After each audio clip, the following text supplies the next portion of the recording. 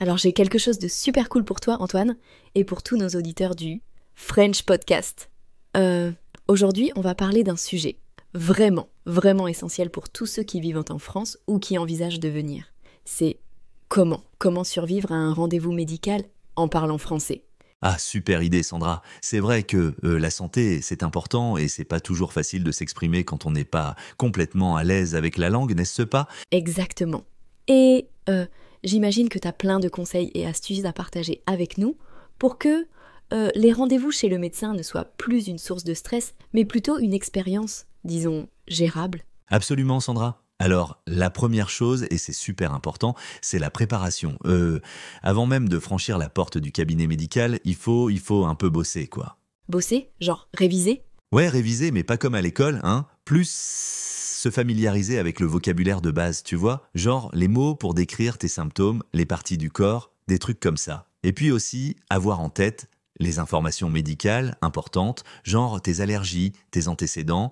Ah oui, c'est pas bête, parce que si on te demande comme ça, à brûle-pourpoint, c'est pas toujours évident de trouver les mots justes, surtout quand t'es pas au top de ta forme, hein? Exactement. Et puis ça montre aussi que tu es impliqué dans ta santé, que tu prends les choses au sérieux. Le médecin appréciera, crois-moi. Et puis, ça te mettra plus à l'aise, tu vois. T'auras moins l'impression d'être pris au dépourvu. Donc, vraiment, la préparation, c'est la clé. Préparer son vocabulaire, les informations médicales de base, c'est vraiment un gain de temps et de sérénité. Tu vois ce que je veux dire? Ok, donc si on parle de vocabulaire, c'est quoi le minimum vital à connaître selon toi?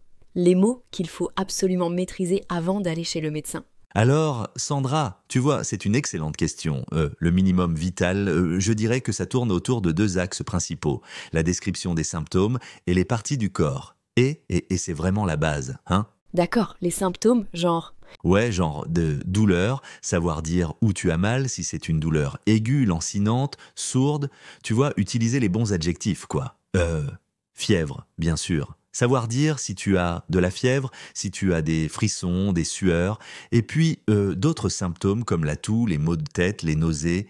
C'est vraiment important d'avoir le vocabulaire pour décrire tout ça avec précision.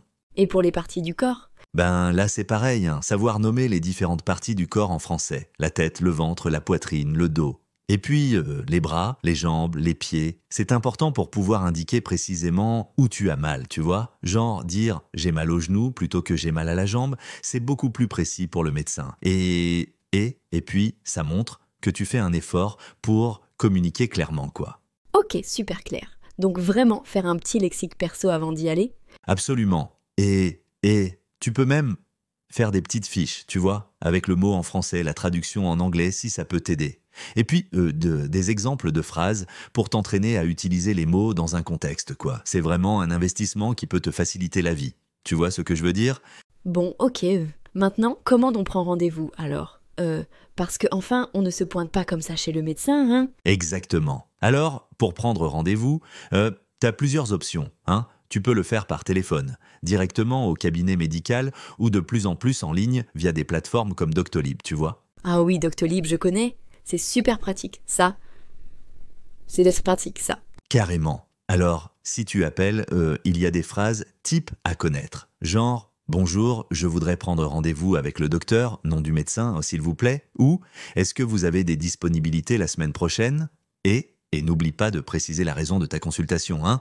Genre, c'est pour une consultation de routine. Ou, c'est pour un problème de symptômes. Ok, et si on utilise Doctolib, c'est plus simple, non? Oui, c'est plus guidé, tu vois. Tu sélectionnes le médecin, le motif de la consultation, et puis tu choisis un créneau horaire. Mais même là, c'est bien d'avoir en tête quelques phrases utiles. Genre, si tu as besoin d'annuler ou de modifier ton rendez-vous, tu peux dire « Je suis désolé, je dois annuler mon rendez-vous du... »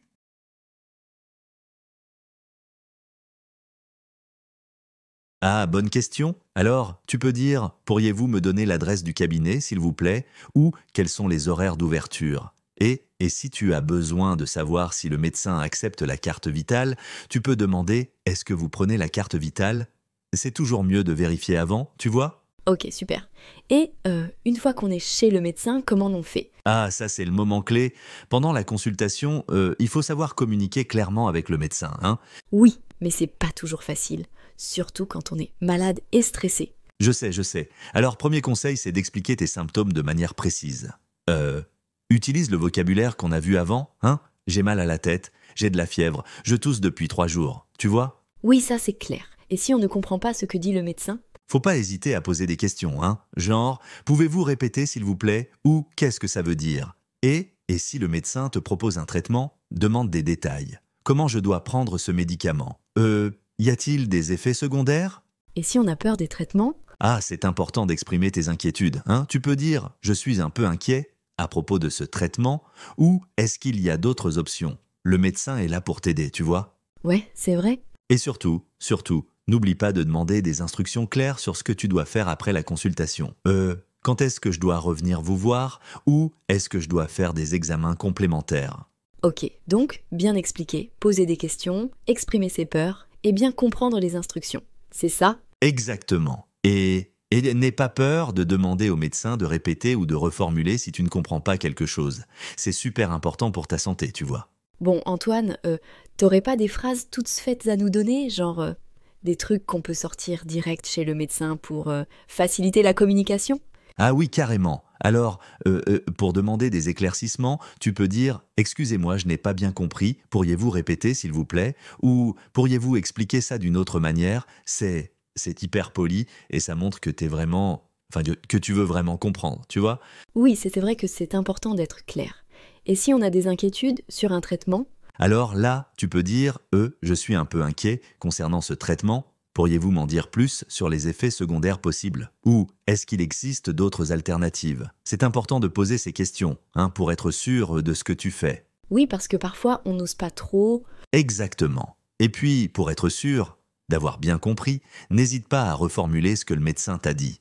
Genre, tu dis « Si je comprends bien, vous me conseillez de… » et tu répètes ce qu'il t'a dit avec tes propres mots. Ça permet de vérifier que t'as bien tout pigé et ça montre aussi au médecin que t'es impliqué dans ta santé. Tu vois ce que je veux dire? Ouais, c'est une super astuce ça. Reformuler, c'est vraiment la clé. Carrément. Et si t'as besoin de plus de temps pour réfléchir, tu peux dire « Je vais y réfléchir et je vous recontacterai si j'ai d'autres questions ». Comme ça, t'as pas besoin de prendre une décision sur le champ et tu peux te renseigner davantage avant de te décider. C'est super tout ça. Et puis, il y a une autre phrase très utile. Pourriez-vous m'écrire ça, s'il vous plaît? C'est très utile pour l'ordonnance ou un nom de médicament compliqué, par exemple. Ah oui, c'est pratique ça. Totalement. Ok, donc on a vu comment se débrouiller pendant la consultation, mais qui se passe après? Comment on demande les papiers, les trucs comme ça? Ah, après la consultation, c'est aussi important de bien gérer la suite, hein? Alors, déjà pour les documents, tu peux demander directement, genre, pourriez-vous me donner une ordonnance, s'il vous plaît? Si tu as besoin de médicaments. Ou alors, si tu as besoin d'un justificatif pour ton travail, tu demandes « Est-ce que vous pouvez me faire un certificat médical, s'il vous plaît ?» C'est ton droit, hein? Oui, il faut pas hésiter. Exactement. Et puis, pour comprendre les prochaines étapes, tu peux demander « Qu'est-ce que je dois faire maintenant ?» ou « Est-ce que je dois faire des examens complémentaires ?» Si le médecin te prescrit des analyses, tu demandes « Où est-ce que je peux faire ces analyses ?» et « Est-ce que je dois prendre rendez-vous ?» Faut vraiment tout clarifier, tu vois? Oui, pour pas être perdu après. Voilà. Et s'il y a un suivi prévu, tu demandes « Quand est-ce que je dois revenir vous voir ?» ou « Est-ce qu'il y a des choses à surveiller en particulier ?» C'est important de bien comprendre ce qu'il faut faire et de pas hésiter à poser des questions si c'est pas clair. Genre, tu peux dire « Je veux être sûr de bien comprendre. Pourriez-vous récapituler les prochaines étapes, s'il vous plaît ?» C'est super important de tout savoir, ouais. Et puis, si tu comprends pas un terme médical, tu dis « Qu'est-ce que ça veut dire exactement ?» Faut pas avoir honte de demander, hein. Le médecin est là pour t'expliquer. C'est vrai? Et surtout, garde tous les documents précieusement, hein, l'ordonnance, les résultats d'analyse, le certificat médical. C'est important pour le suivi de ta santé. Ok, super clair. Merci Antoine. Bon, on arrive à la fin de cet épisode du French Podcast. Antoine, merci beaucoup pour tous ces conseils hyper utiles. Mais de rien, Sandra. C'était un plaisir de partager tout ça. J'espère que ça va aider nos auditeurs à se sentir plus à l'aise chez le médecin en France. Carrément. Donc, pour récapituler, les points clés, c'est hyper important de préparer son vocabulaire avant le rendez-vous, de pas hésiter à poser des questions pendant la consultation et de bien comprendre les prochaines étapes après. Et surtout, de pas paniquer. Même si c'est pas toujours facile, de parler une autre langue quand on est malade, faut se lancer. Exactement. Et n'ayez pas peur de faire des erreurs. Le plus important, c'est de communiquer et de se faire comprendre. Voilà. Et rappelez-vous, les médecins sont là pour vous aider. Ils sont habitués à recevoir des patients qui ne parlent pas parfaitement français. Écoute la deuxième partie de Podcast Français.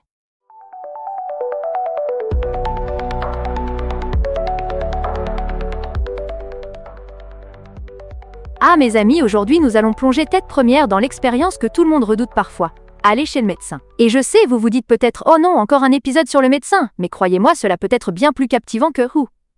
Parfois. Disons regarder de la peinture séchée, rire. Donc, le titre de cet épisode pourrait être « Naviguer le labyrinthe médical ». Attendez. Naviguer le labyrinthe médical ? Ça sonne presque comme un jeu vidéo, non ? Avec des niveaux et des boss à battre. Hey ! Vie ! Genre, le docteur Grumpy là. Exactement. Et si vous regardez cela comme un jeu, chaque étape devient une mission. Commençons par la première partie, qui est de prendre rendez-vous. Imaginez que vous êtes un aventurier, armé de votre téléphone comme d'une épée, désireux de conquérir le pays des médecins. Il est essentiel de savoir quel type de professionnel vous devez appeler. Par exemple, un généraliste, pour des soucis de santé globaux, ou un spécialiste, si vous avez un petit souci de peau, disons, Kadi, Mazeni. Ça me rappelle une fois où j'avais une éruption cutanée, non pas à cause d'un produit, mais parce que j'avais passé trop de temps dans une piscine chlorée. C'était un vrai labyrinthe, je vous assure. Rire. Mais alors, à propos de prendre rendez-vous, est-ce qu'il y a des astuces ? Ah, l'importance de la prise de rendez-vous. Oui, pour cela, soyez toujours prêt avec des questions claires, notez vos symptômes, et n'hésitez pas à demander si le médecin est spécialisé dans le domaine qui vous préoccupe. Cela vous aidera à cibler votre consultation. Imaginez que vous cherchiez un bon restaurant. Vous ne voudriez pas aller au bon marché de hamburgers si vous avez envie de sushi, n'est-ce pas ? Ah oui, je me souviens d'une fois où j'ai voulu essayer ce restaurant de sushis. Fika, pour revenir au rendez-vous, que devrait-on faire si on oublie nos symptômes pendant la consultation ? Excellent point ! Ah, il n'y a rien de plus frustrant que ça ! Rire. C'est pourquoi je vous conseille de tenir un petit carnet, un peu comme un journal de bord. Notez non seulement vos symptômes, mais aussi tout événement significatif. Une fois, j'ai oublié d'énoncer un symptôme majeur. Et en sortant, j'ai réalisé que j'aurais pu réduire ma souffrance de plusieurs semaines. Oh là là, ça doit être ennuyeux. Donc, un carnet comme un GPS médical alors ? Rire, ça m'aide à mieux comprendre. Et lors de la consultation, quel genre de questions poser ? Oui, effectivement, c'est comme un GPS, cela guide votre chemin. Pendant la consultation, posez des questions ouvertes. Par exemple, quelles sont mes options de traitement ? Ou quels sont les effets secondaires possibles ? Il est crucial d'avoir des réponses claires. Pensez à vous rester curieux, comme un détective. Comme Sherlock Holmes, mais pour la santé, je peux m'y voir. Ah, mais imaginons que le médecin me dise quelque chose que je ne comprends pas. Que faire alors ? Ah, c'est une situation plutôt courante. Ne soyez jamais intimidé. Vous pouvez toujours demander au médecin d'expliquer ou de répéter. Parfois, ils utilisent un jargon médical qui peut sembler tiré d'un autre monde. Vous pouvez dire quelque chose comme « D'accord, mais pouvez-vous utiliser des mots simples ? Vous savez, un peu comme pour expliquer à un enfant. » Ça me fait penser à mes cours de maths. Quand le prof disait quelque chose, je me sentais comme un extraterrestre. Rire, c'est super utile. Quels conseils pratiques auriez-vous pour communiquer avec le personnel médical ? Oui, la communication est la clé. Soyez clair et direct. Utilisez des phrases courtes et précises. Et n'oubliez pas de faire un suivi de tout ce qui a été dit. Après la consultation, envoyez un petit email ou appelez pour confirmer vos choix. Vous n'êtes pas juste un patient, vous êtes un participant actif dans votre santé, un héros de votre propre histoire. Wow, j'adore ça, être le héros dans mon propre labyrinthe médical. Franchement, qui aurait pensé que ça pourrait être si excitant ? Rire ? Exactement. En fin de compte, rappelez-vous que votre santé est votre plus grand trésor. Vous devez vous défendre. Voilà pourquoi nous avons charmé nos auditeurs pour qu'ils prennent ces leçons à cœur. Restez informés pour que nous puissions tous conquérir ce labyrinthe ensemble. Oh là là, une aventure collective dans le labyrinthe médical. J'adore. Alors, comment on conclut ça ? Eh bien, je pense que c'est le moment de dire « Prenez soin de vous, posez vos questions, et n'oubliez pas, chaque rendez-vous est une nouvelle aventure. » Merci à vous tous d'avoir écouté. On se retrouve pour plus de découvertes sur votre santé. À bientôt, chers aventuriers! Éclat de rire. Je suis prêt pour la prochaine mission. Merci à tous pour cette expérience fabuleuse, à très bientôt. Écoute la 3e partie de Podcast français. Bienvenue à notre analyse. Aujourd'hui, on se penche sur la description d'une ressource. Elle s'intitule « Chez le médecin, dialogue pour survivre ». Ah, oui, Alors attention, on n'a que la description, hein, pas le contenu lui-même. d'accord. La source nous dit que c'est un outil pour apprendre le français, spécifiquement pour un rendez-vous médical. Notre mission, si on peut dire, c'est de décortiquer ce que cette présentation nous apprend. Le titre choque. Les infos manquantes. Qu'est-ce que ça révèle de la perception de l'expérience médicale en français pour quelqu'un qui apprend la langue? Bon, allons-y. Oui, effectivement, ce titre « Dialogue pour survivre », C'est fort. c'est très fort, ça interpelle tout de suite, ça suggère une appréhension assez marquée, voire un danger potentiel, quoi. Pour les non-natifs, face au système de santé français. Et ce qui est vraiment intriguant, c'est cette phrase « Voici les sujets Ah oui, ». Mais sans liste derrière.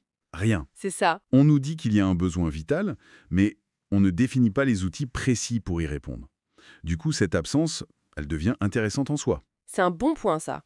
Ce mot « survivre », est-ce que ce n'est pas d'abord un argument marketing un peu percutant pour capter l'attention? Peut-être, oui. Ou alors, est-ce que ça traduit une vraie angoisse profonde chez ceux qui apprennent? Parce que c'est une situation où il faut être clair, c'est essentiel. On pense par exemple à devoir signaler une allergie grave. Là, pour le coup, survivre, ça prend un sens très concret, non? C'est probablement un mélange des deux, oui. Le marketing, il joue souvent sur des peurs qui existent déjà. C'est vrai. Mais cette peur, elle n'est pas forcément infondée, hein. Naviguer dans un système de santé qu'on ne connaît pas, même si on maîtrise bien la langue en général, ça peut être intimidant. Oui, bien sûr. Alors, quels pourraient être ces fameux sujets de survie? On peut imaginer décrire une douleur précisément, Oui, pas juste « j'ai mal », mais où, comment, depuis quand, comprendre une ordonnance un peu complexe, expliquer ses antécédents, les antécédents, oui, important. peut-être même gérer tout l'administratif, la carte vitale, prendre un rendez-vous. Ça peut avoir ses propres subtilités culturelles aussi. Ah oui, cette histoire de subtilité culturelle, c'est pertinent. Au-delà de la langue elle-même, la façon de parler aux médecins, au personnel. Exactement. Le degré de détail attendu, comment poser des questions, ça peut varier. Et l'absence de liste des sujets, ça soulève une autre question, non? Laquelle? Est-ce que c'est si difficile de définir le kit de survie linguistique universel pour aller chez le médecin? Peut-être que les besoins changent énormément d'une personne à l'autre, ce qui rendrait une liste complète difficile à faire. Ou alors, c'est juste un oubli en préparant la description, quoi. C'est une possibilité, bien sûr. C'est vrai que hiérarchiser ce qui est absolument vital, c'est un défi. Mais bon, l'absence de guide, même très simple, ça peut être problématique. Oui, Si le titre dramatise pour souligner l'importance, le manque de concret dans la description, ça laisse l'apprenant un peu dans le flou. c'est ça. Et ça m'amène à me poser la question de l'efficacité pédagogique, en fait.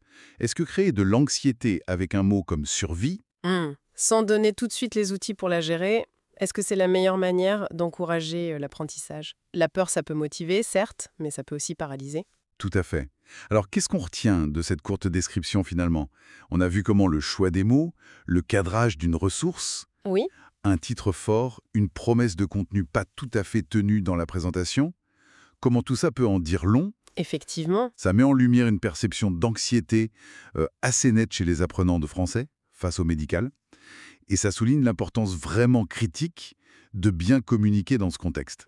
L'élément clé, ça reste cette tension entre le besoin vital exprimé par survivre et le flot sur les moyens concrets qui seraient proposés. Exactement. Et pour conclure, cette analyse, même si elle est limitée, parce qu'on n'a pas vu le contenu lui-même, Bien sûr. elle nous invite à une réflexion plus personnelle. Puisque les sujets essentiels ne sont pas listés ici, chacun pourrait se demander, pour moi personnellement, quels seraient les aspects les plus critiques, les plus stressants peut-être, d'une consultation médicale en France. C'est une bonne question. Est-ce que ce serait la peur de mal comprendre le diagnostic, la difficulté à décrire un symptôme un peu vague, ou l'appréhension face aux papiers, aux formalités? Rien que d'identifier ses propres points de friction possibles, c'est déjà un premier pas pour se préparer. au-delà de n'importe quelle ressource spécifique d'ailleurs. C'est une bonne piste de réflexion. Voilà, une piste à explorer pour quiconque interagit ou va interagir avec le système de santé francophone.